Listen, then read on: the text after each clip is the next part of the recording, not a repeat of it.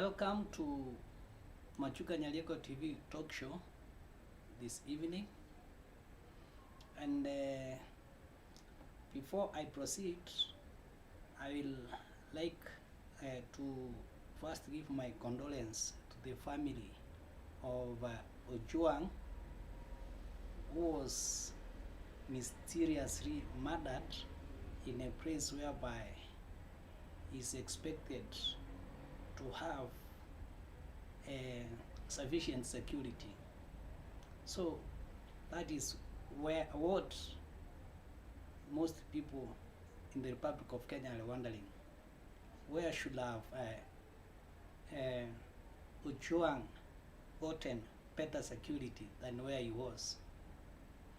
And for that, it is important for those who are in charge for security to style up and do what is right. It is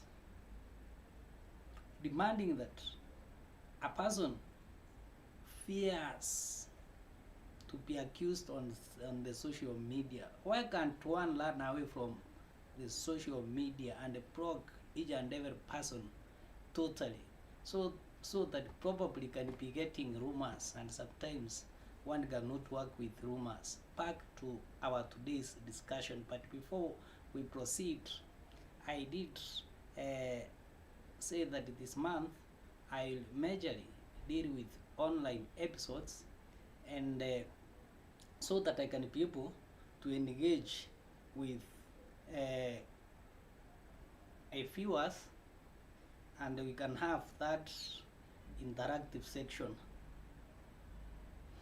Today, I want to focus on one regarding Gachagua and his teammates. People have been seeing regarding Gachagua as the main man, as the Kingmaker in the 2027 general election, and indeed regarding Gachagua is the Kingmaker. But here now comes two powerful, or more than two powerful individuals. We have Stephen Kalonzo. We have seen in the last few days what has happened in the entire eastern and the coasts. Actually, one can say in the coasts of Kenya, Kalonzo Musyoka has got a large following. He was literally the man giving orders to the crowd. He was the man introducing people, meaning that he understands the situation so well. While in the eastern part, that is Ukambani,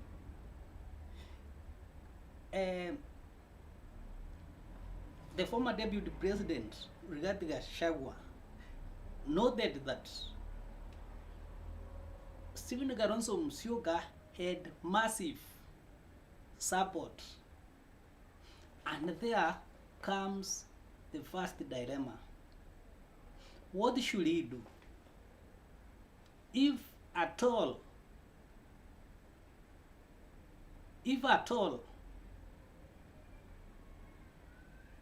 the former deputy president Rigathi Gachagua is the one to choose the presidential candidate, what will he do? Because when you go back to former CS for Internal Security Fred Matiang'i, he has also overwhelming support, not just in the Gusii region, but the entire republic. The young people mostly are talking of Fred Matiang'i. I don't actually understand why they talk so much of Fred Matiang'i, but I associate this with the examinations that were announced in time. You know, sometimes when someone keeps you in a tight square, when someone make sure you don't carry a Mwakenya to your examination room. You will always remember that person. So probably this is why these young people are bringing Matiang'i to the limelight.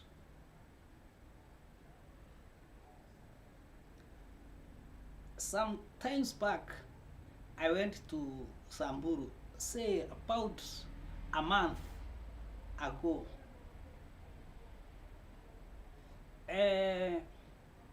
What I realized is that the young people are not with the larger, the older generation. The older generation are walking on their way, on their departed ways. They don't understand the young people. They have not taken time to learn what the young people need. They are seeing the young people as mad people. They are treating or taking issue as if it is 1992, 97. That's why even our own government, led by the Honorable William Samoei Ruto, does not understand the young people. And the young people simply told His Excellency the President, do the right thing. Actually, no one wants our republic to go into trouble, not even a single person. So they did request him, what we want from you is to do the right thing. But because the generation thinks that they have the power, they have everything, they control the state, that they cannot listen to these people. There is a very big difference between our generation and the generation before. This generation is digital. Our generation, including of that of our president, was analog. We depended on Voice of Kenya, that's KPC, where news was censored. Probably before news were broadcasted during lunchtime, the president knew what was going to be broadcasted. And if, for example, you could miss, if they were in Harambee like this, the things that Kingmaker are doing, if they were in Harambee and you miss to announce one person in subsequent bulletins, you will be made to maybe say that present, those who gave their donations include people like Mark Tong, and you ask for forgiveness. But that was not my discussion for today. My discussion centers on Fred Okengo Matiang'i and Stephen Kalonzo Musyoka. Both have nationwide support. Not forgetting the Honorable Gachagua, the former Deputy President of the Republic of Kenya. Today as we speak, things are completely different. There is no way you can rule out Gachagua from contesting the top seat. But for now, I want to make him to be the Kingmaker. We have two people. We have Gachagua, we have Kalonzo Musyoka and Okengo Matiang'i. If you are the one, take the position of Gachagua, what will you do? Not forgetting that western part of Kenya, we have the likes of Natembeya,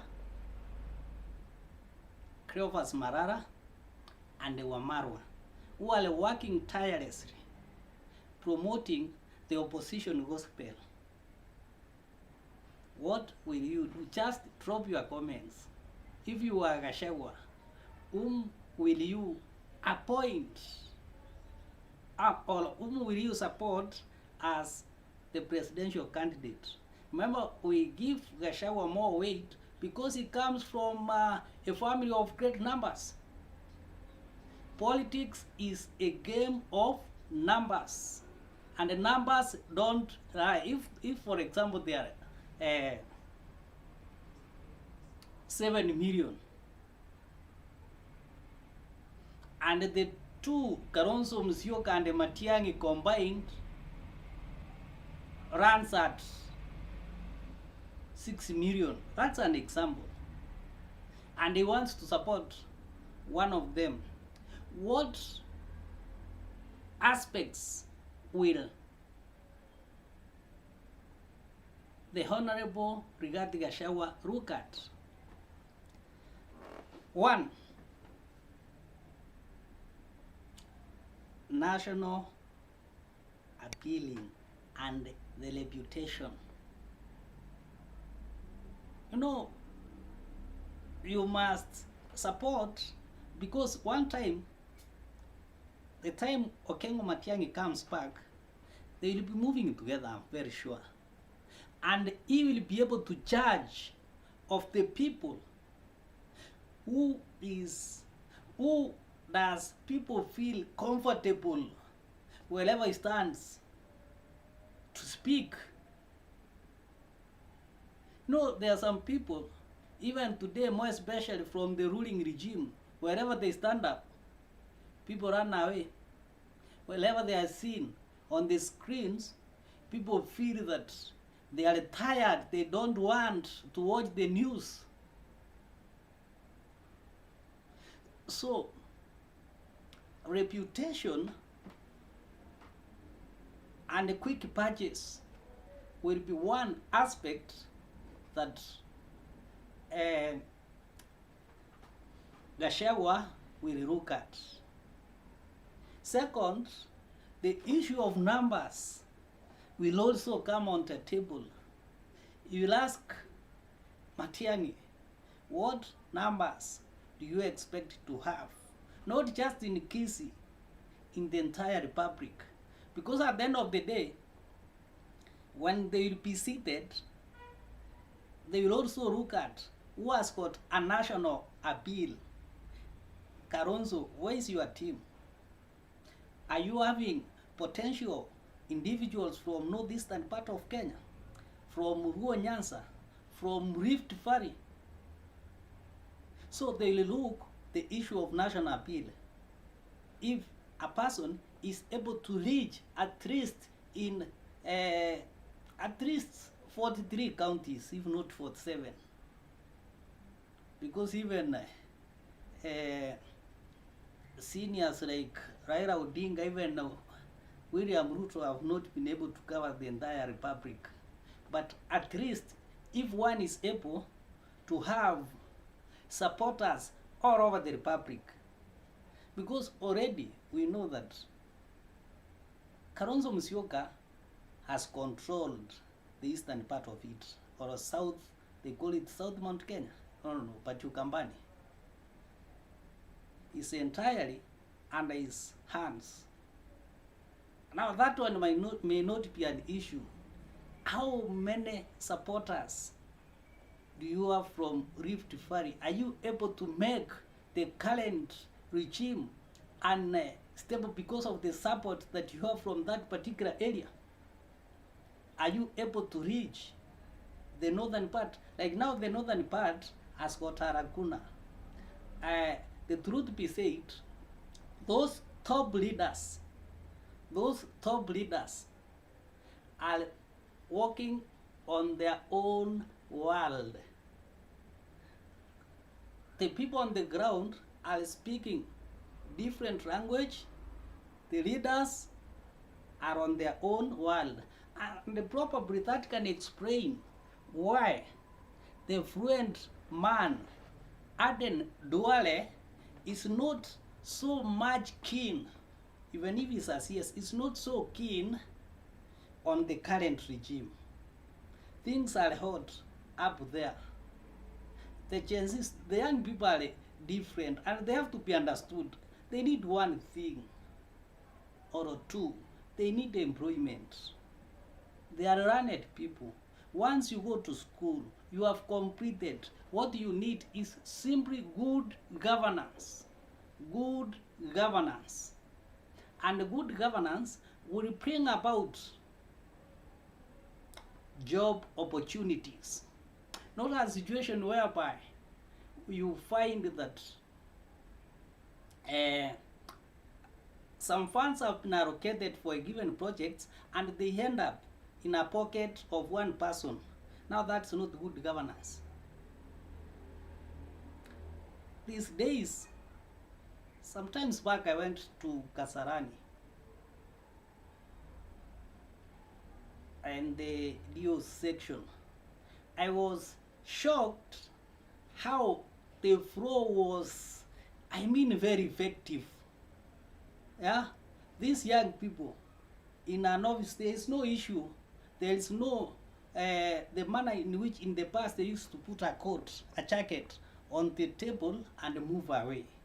They are doing wonderful jobs. Go to Huduma centers. Young people are doing great work, but there are no opportunities. So, regarding Gachagua, we'll also look at these two people. Who is likely to implement what that we shall promise to the people of Kenya? Because Rigathi Gachagua is a victim of can I call it the false promises? Most of the promises that they gave are being fulfilled upside down. The other way around, bottom up. Actually, what Oscar Sudi did, if it is true, those resources were allocated to those individuals, that was a noble idea, and that is what we call bottom up. It's not this issue of taking 10 million to a group of people. 10 million, what will entire constituency do if it cannot pay for even school fees? What empowerment? And remember, groups will always go for assets. They want to buy something. What can 10 million, 100 groups do with it? Then better you bring assets like what we saw with the Honorable Oscar Sudi. I don't want first to know whether they were turned or not. He was showing that this is what we promised people, but we have failed to deliver.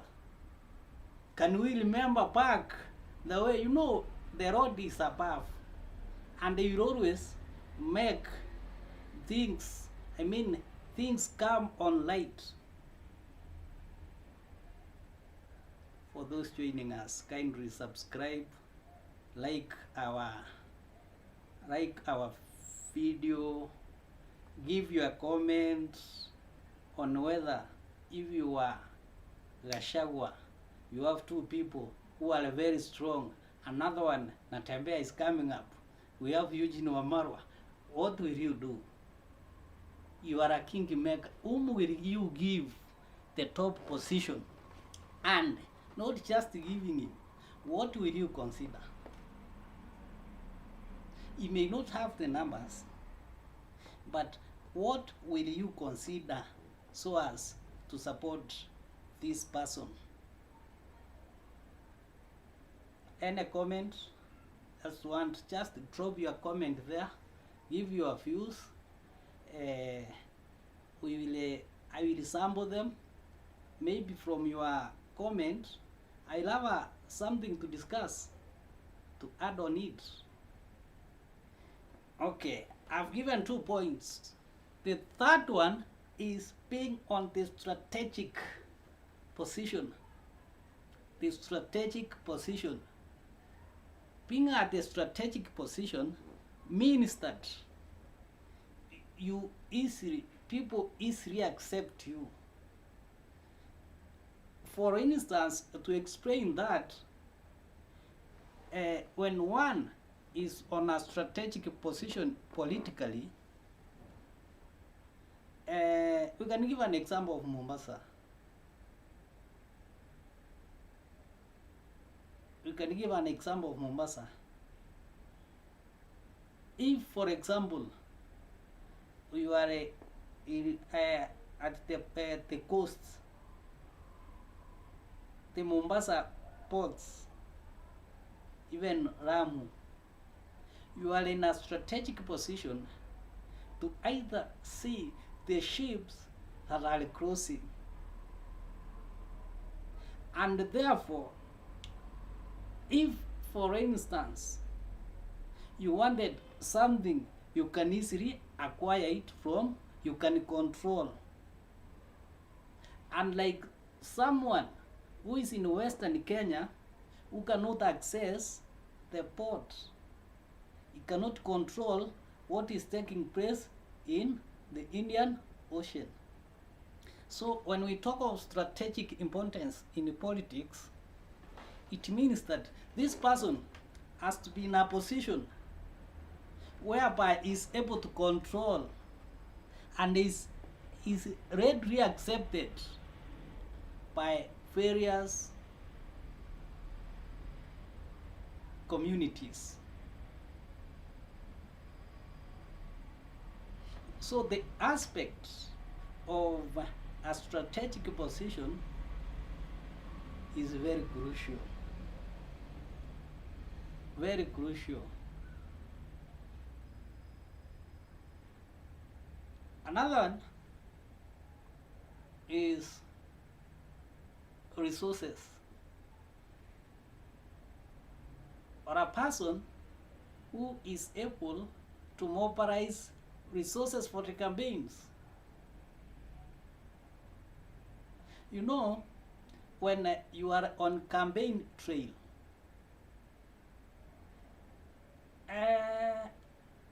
each and every person, if you are a presidential candidate, if for example you are going to Machakos, even those contesting from your coalition or political party, they tend to assume the moment you declare that you are the presidential candidate, you are full of money. So they expect that you support them as a party so that they can move with ease. And the money that is contributed to the political party is not sufficient to move from one place to another. So the issue of wealth is significant, because the tendency in Africa, in most cases, it is you as an individual who fund your campaigns. So Gachagua is likely to ask them, what do you have? Will you be able to move us from one destination to another? Probably if Gachagua is not contesting for anything, he will tell them, you see, no, I'm not there, but I'm taking you around. Am I going to use my fuel? Are you able to take us to more than 1,300 wards in the Republic of Kenya within 6 months? That's why you must have a way of mobilizing resources. You must show everyone that you are the best and you are going to win, so that those who are willing, you know, we have individuals also who are never politicians, but they are always willing to give money to move, to change regimes. One of them is Jimmy Wanjigi. Apart from last time, he has been participating. They fund campaigns. They are a part and a parcel of campaigns. And there are many, both Kenyans, even Indians in Kenya, businessmen, even specific groups that feel that your agendas, even the youth will support you if they feel that the agendas that you have will support them. Actually, I've not seen this opposition, even if they are crying, that I've not actually grasped the opposition how they are going to revolutionize the economy. But what I've heard, especially from Rigathi Gachagua, what if today someone can ask me, what do you think about Rigathi Gachagua if he is the man at the top? What I know about him, drug abuse, is totally against that. He believes that drug abuse is going to destroy the next generation. So for Rigathi Gachagua, one of the aspects that I'm able to capture from him, and majorly one, is he is totally against drugs and substance abuse. You just watch him. And maybe another one, I'm not sure whether it is something we can call, okay, his belief system is of rise. Gachagua doesn't need someone who rise, or someone who ignores the ground. Gachagua needs someone who walks the talk. You know, we talk about someone, or we give characters to someone from what he says. When he was at the coast, he has been preaching against drug abuse. He's saying that they are back. So, as they move around, they should be giving us tips so that we can know actually what do they stand for. I need to know what Stephen Kalonzo Musyoka stands for, apart from social democracy. You know, social democracy is white. So that we can compare on security, what does he stand for? The same as Matiang'i. On education, education is on a mess, a total mess. Each member of parliament wants to have a university at his constituency, but they have never taken time to fund the existing universities. So it is like putting trouble on top of the other, shida juu ya nyingine. What is your take? Continue subscribing. This month I'll always be online, so that at least we engage. I'm tired of speaking behind the bars, where maybe I get comments 2 days after, or when I've done my posting, and so on. So I will encourage you, if you have a comment, what you feel, just post it on our commentary section, so that I can, or we can at least have your feeling. We are there to explain you political phenomenon, why politicians are behaving in a given manner.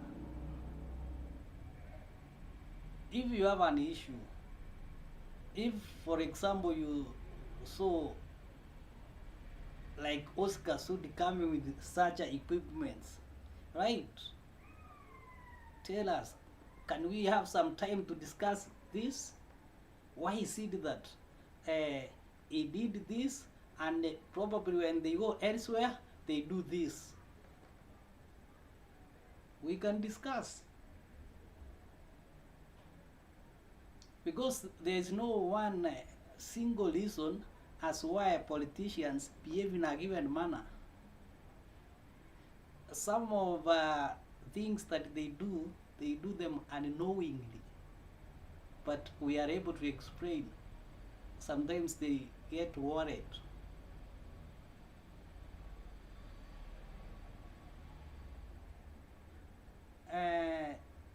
Machuka Nyalieko TV talk show, I'm very thankful for those who have given support this evening.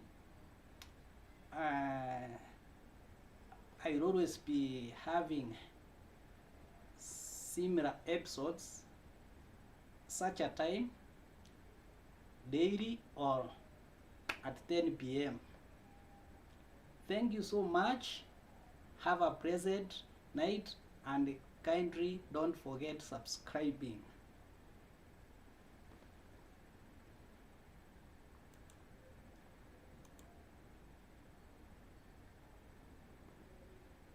Ya natemire rero kuiva.